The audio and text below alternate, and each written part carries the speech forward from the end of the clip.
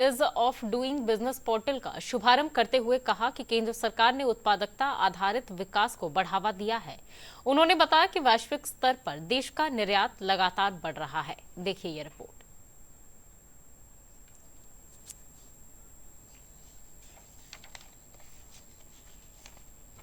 वाणिज्य मंत्री पीयूष गोयल ने कहा है कि बीते 10 सालों में विकास और रोजगार पर फोकस करते हुए सरकार ने सोची समझी रणनीति के तहत मैन्युफैक्चरिंग आधारित विकास को बढ़ावा दिया।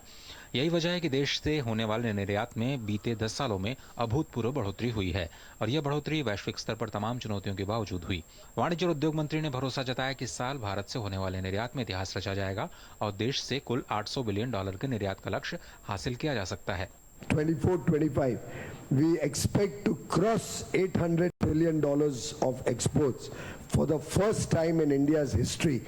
In a way, despite having inherited such a weak economy, despite the Indian currency being one of the strongest performing currency amongst all emerging markets and not depreciating as much as other developing countries, despite 2 years of COVID, 2 international wars and the Red Sea crisis, despite all of these challenges, I do see before my eyes a further rapid growth in our export income.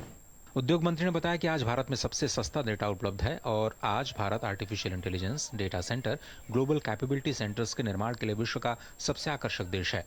सरकार production linked incentive योजना यानी PLI की सफलता पर भी काफी उत्साहित है।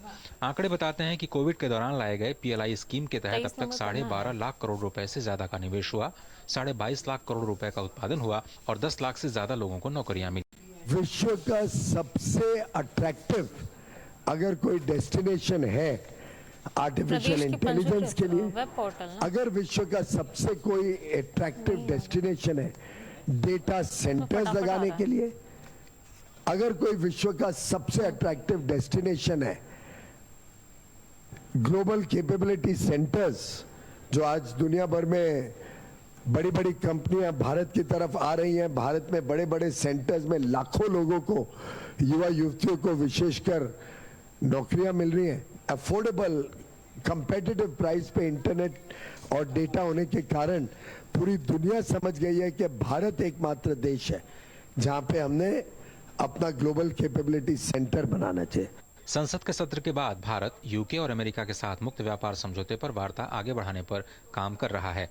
उद्योग मंत्री ने इस बात की निराशा जताई कि देश का विपक्ष इन तमाम उपलब्धियों को नजरअंदाज करते हुए संसद में गतिरोध उत्पन्न कर रहा है, लेकिन बावजूद इसके युवा भारत पूरे आत्मविश्वास के साथ आगे बढ़ने को तैयार है।